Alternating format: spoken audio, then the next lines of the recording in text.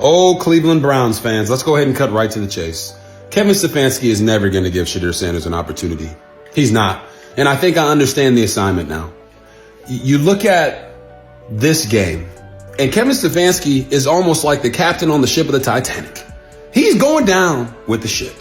His way, nobody else's way.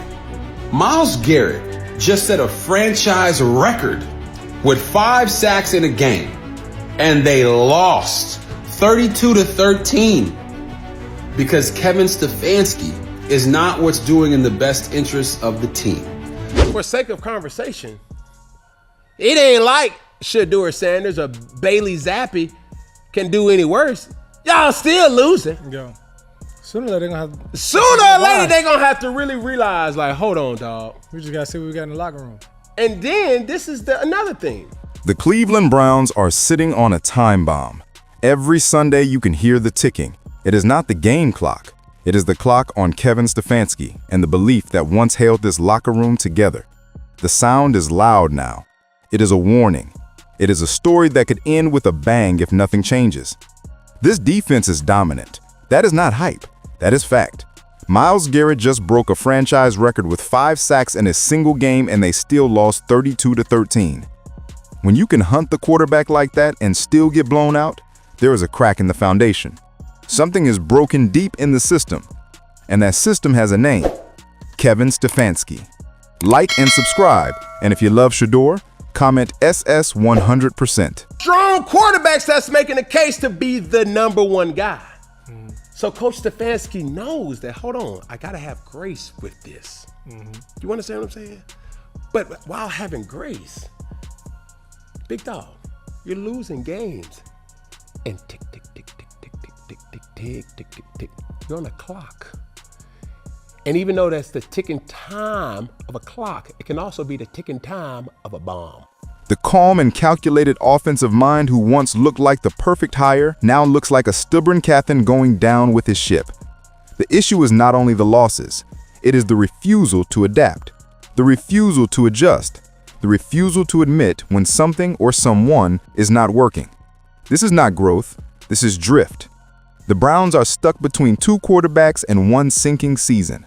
On one hand, there is Dillon Gabriel, a promising college talent who can make throws and play smart football. Yet, he has not proven he is ready for the NFL spotlight. On the other hand, there was Shedeur Sanders, the kid with swagger, with precision, with leadership that fans want to see now.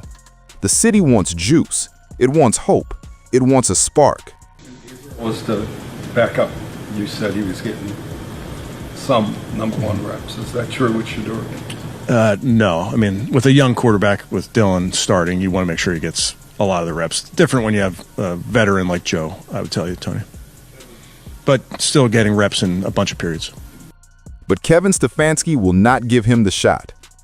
Week after week, he stands at the podium and says the same line: "We are sticking with Gabriel."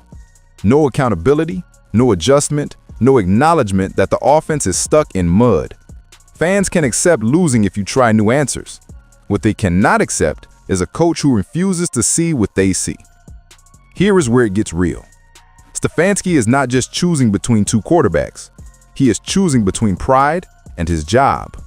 People close to the team have started to whisper what fans already believe. He is too emotionally tied to his guy. He believes Dillon Gabriel fits his system, his design, his rhythm. He would rather lose his way than win someone else's way. That kind of pride has ended many NFL careers. Actions speak louder than words. I don't know what's going on in Cleveland. I don't know what Shedeur Sanders is doing or is not doing. But change has to come on all levels, not just the quarterback position. It may be in the coach position too. Yeah. But you live with that decision, you die with that decision. Keep going, baby. But what I was saying, even with Kevin Stefanski, coaches, and you talked about the coaches and quarterback relationship, the marriage they have, and it's like you gotta. Why is it an issue that Stefanski wouldn't lose or win his own way? Dillon Gabriel is quote unquote his guy, and loyalty is noble until it becomes blindness. When you value your blueprint more than the scoreboard, The ticking gets louder. You do not get extra time for stubbornness in this league. You get fired. You get replaced by the next hot coordinator. That is how the business works. Even Robert Griffin III jumped in. RG3 defended Stefanski. He said, "You've got to have grace with growth." That is fair to a point. When you trade away your veteran quarterback and you start from scratch, you do need patience. But patience has an expiration date. While the coach talks about grace, the fans watch losses stack up like broken promises.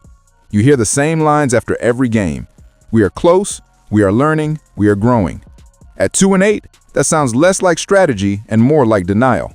I can't make it out there. My name is. I wish I could though, but it just can't happen. I got treatment out here. I can't be I gotta get ready. Big ready. That is the sound of time running out. Soon the front office will ask what the fans are shouting. How long are you willing to wait? What is the plan? Keep losing until morale improves? This is bigger than who starts at quarterback. The entire offensive identity is flat. It is passive. It is predictable. Shedeur sits on the bench while the team runs code series and dead drives. Bailey Zappi was even promoted to backup at one point, and fans wondered what message that sends. It looks like Stefanski is trying to prove something to everyone but himself. Then came the rumor that lit up social media. People said Kevin Stefanski and Dillon Gabriel share the same agent. The same agent who also represents Dan Lanning, Brent Venables, Gus Malzahn, all tied to Gabriel's college journey.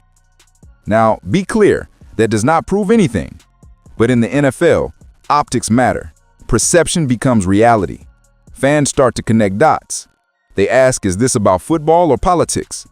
When the man who reps your quarterback also has ties to your circle, people wonder if your loyalty is strategic or personal.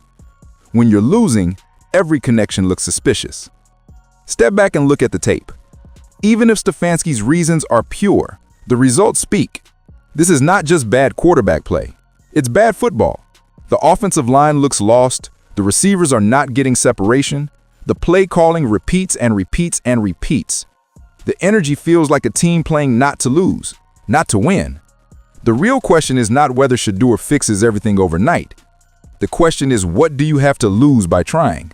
Cleveland is already losing. Let's talk about Shedeur.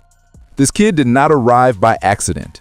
He earned respect at Colorado through work and precision and leadership. He is not just a highlight reel. He is methodical. He is calm under pressure. He is fearless when the moment gets heavy. He is the kind of quarterback who can rally a team that is fraying at the edges. But how can he prove it if he never gets the chance? Right now, his name is used for headlines more than it is used as a weapon on the field. That is not on him. That is on the coach who keeps the door shut. If Shedeur starts tomorrow, he will face growing pains. Of course he will. But you don't learn from the bench. This team needs a spark, not another lecture about development.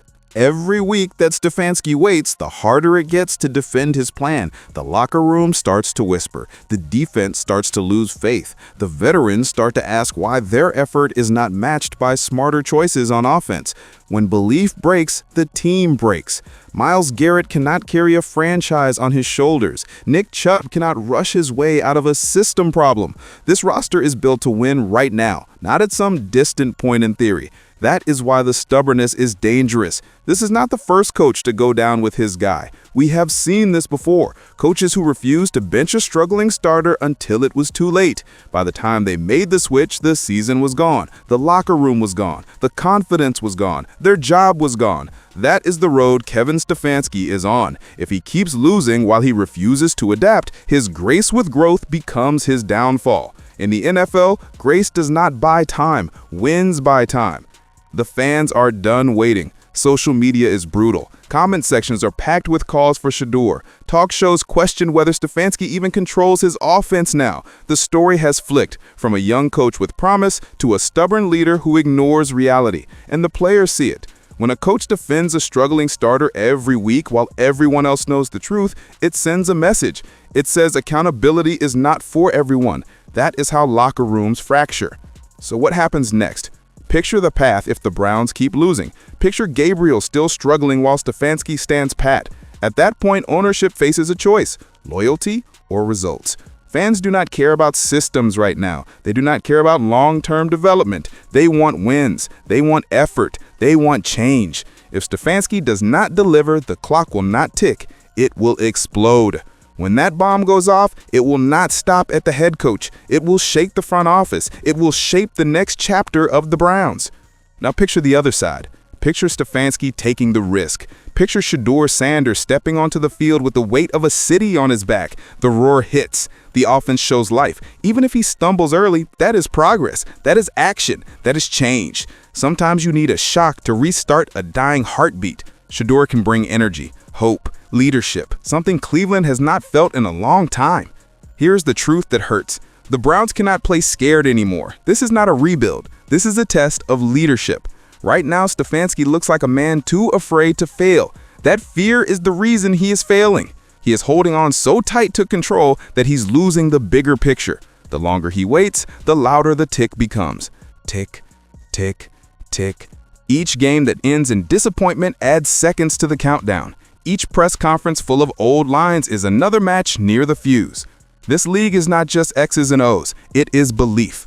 Do your players believe in your vision? Do your leaders trust your choices? Do your fans see a future worth investing in? Right now, Cleveland is not sure. They see a coach with a record of stubborn calls. They see a talented rookie on the sideline. They hear a fan base that grows louder every week. To survive, Stefanski has to stop the ticking. The only way to stop it is to act. No one truly wants to see Kevin Stefanski fail. When he arrived, he brought hope. He ended the playoff drought. He turned chaos into structure. But at some point, confidence turned to arrogance. Now it's catching up to him. He can still change this story. He can still turn this season. It starts with one bold decision. Give Shedeur Sanders a real chance. Let the kid play. Let the team fight. Let the fans believe again. Because if he does not, the ticking will not stop.